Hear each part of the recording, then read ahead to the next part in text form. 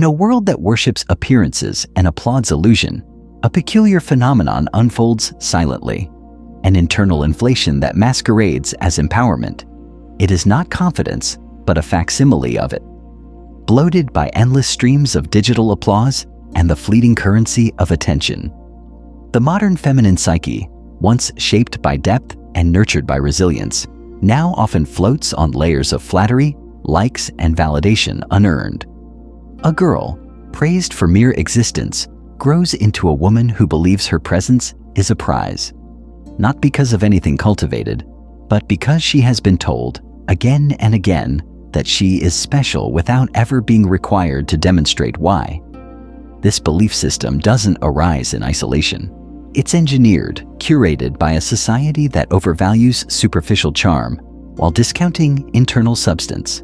It's a mirror palace built by desperation, a place where men, seeking approval, become architects of their own devaluation. With every unearned compliment, every heart-eyed emoji sent to a filtered image, the illusion thickens. But what is illusion if not a defense against the void beneath?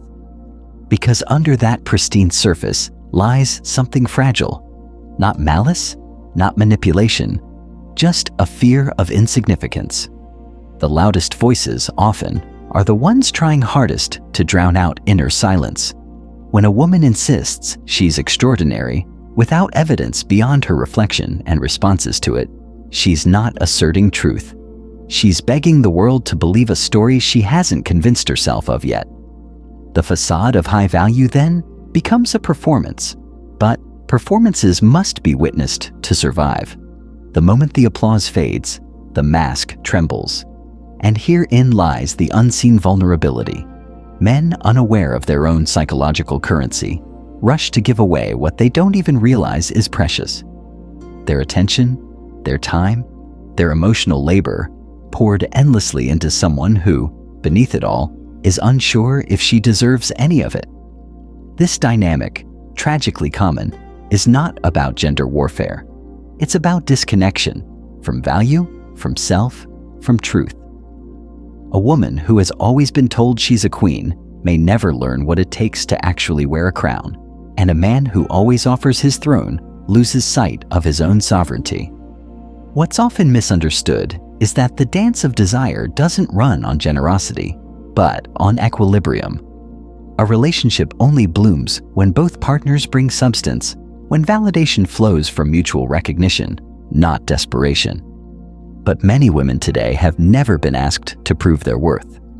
Their identity has been outsourced to strangers, their self-esteem propped up by likes from men they wouldn't even speak to. They're not villains.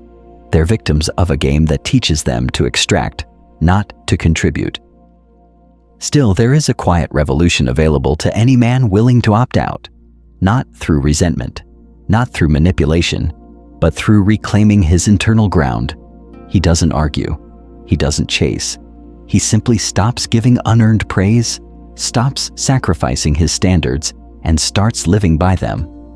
The rarest man isn't the richest or the loudest. He's the one who values himself so deeply that a woman must rise to meet him. Not because he demands it, but because he inspires it. His silence in the face of her theatrics is not passivity. It is power. Validation from him is rare and thus meaningful. Because he understands the truth, modern culture tries to hide. What is abundant is cheap, and what is scarce is sacred. His approval, his attention, his commitment, they are sacred. She may have thousands vying for her smile, but it's his calm gaze, his detached presence that unsettles her. Because she knows that if he chooses her, it means something. It is not flattery. It is earned recognition. When a woman realizes that her usual tactics, emotional pull, passive demands, curated personas, do not move this man, she faces a mirror. One that reflects not what the world tells her, but what she has become. And this confrontation, though painful, is also her chance. The chance to transform ego into essence, to trade the false confidence of entitlement for the deep strength of authenticity. But not all will rise. Some will cling to their inflated sense of self, terrified of what they'll find without it. These are not women to be conquered. They are women to be left alone, because engagement feeds the illusion, detachment dismantles it, and a man who knows his worth never stays where it is not reciprocated. The deepest shift occurs not in how you treat women, but in how you see yourself. When your time becomes a vault, your presence a privilege, your love an earned treasure, women respond. Not all, but the ones who matter, because they sense the difference between a man trying to impress and a man who simply is impressive, between one who performs confidence and one who has lived enough to embody it. Ego, when unearned, is fragile. It collapses under scrutiny, shatters under rejection. But a woman grounded in reality, in values she has built, in worth she has nurtured, she doesn't need to be worshipped. She simply wishes to be seen. And such a woman, rare and radiant, seeks not the man who gives the most, but the one who gives honestly, with standards, with integrity.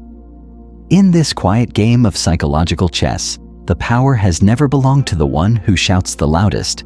It belongs to the one who plays the fewest moves, but with precision. To the one who waits, not out of fear, but out of knowing.